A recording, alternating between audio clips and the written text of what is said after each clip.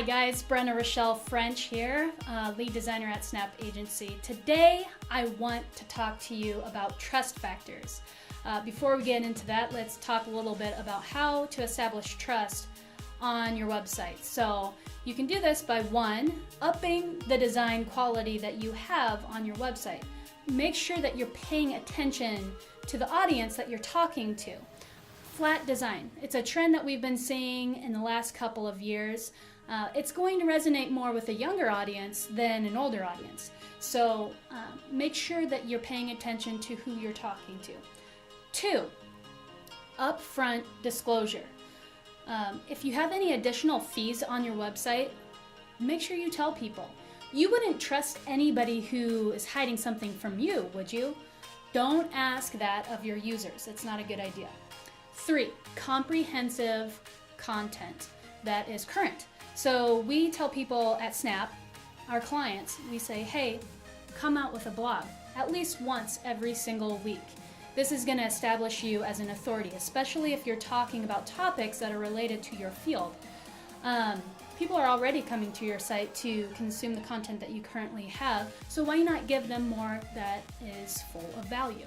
It's a good idea to make sure that you keep these things consistent because people think of things in weekly terms. They think of their favorite show that they have every single week. Really, the content that's online is no different. So make sure that at least you're coming out with something once a week. Every day would be ideal, but once a week is something that should be the least amount of content that you're putting out. Four, third-party reviews. You can have reviews on your website. That's great. It shows people quickly, hey, these people are saying good things about me. But you wouldn't have bad reviews on your website. So people kind of think about, is this somebody who is actually a third-party person like me, or is this somebody who works for this company, just trying to make themselves sound better? So third-party reviews are something that's very important to have. You can do this by just keep giving people value. Give, and they're eventually going to give back. All right, so now that we've talked a little bit about how to establish trust on your website, let's get into trust factors. All right, so I talked a little bit in the last video about what trust factors are. Really what they do is they solidify users' decisions to click on your main call to action from a competitor's main call to action. Prime example here, if somebody is a huge supporter of USA-made products, and you just so happen to have products that are made in the United States, they're going to be more likely to buy from you than your competitor. And if your competitor makes, products also in the US, but they're not saying anything next to their main call to action, and you do, the user is going to be more likely to click on your main call to action than the competitor.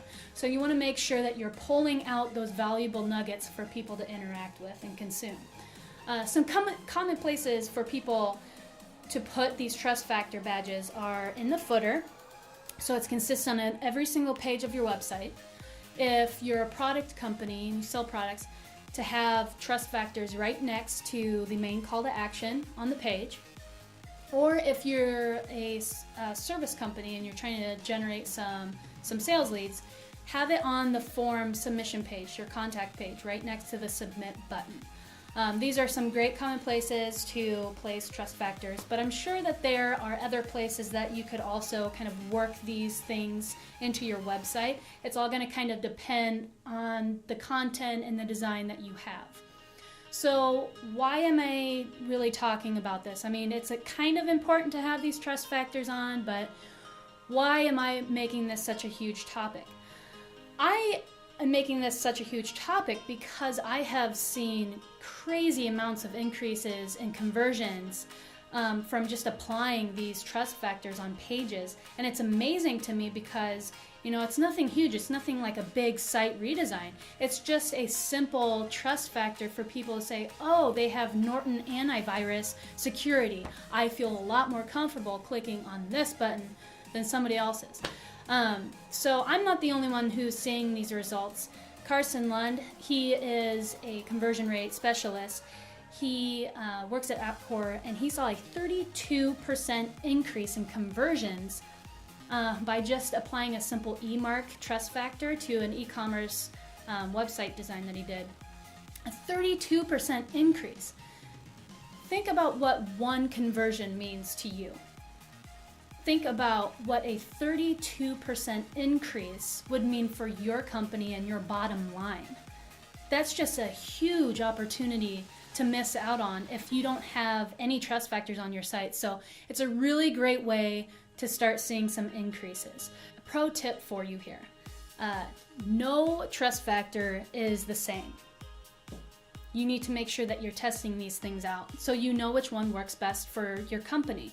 I'm going to be going into Optimizely tests and A/B testing in the next video, so if that piques your interest, be sure to stay tuned. But before this video ends, I want to make sure that you understand that you need to constantly be testing these things out on a monthly basis if you can, if you have the traffic to support it, and I'll go over that a little bit in the next video. But if you have the traffic to support significance and data, make sure that you're testing these things out every single month to know which one works best for you and your company.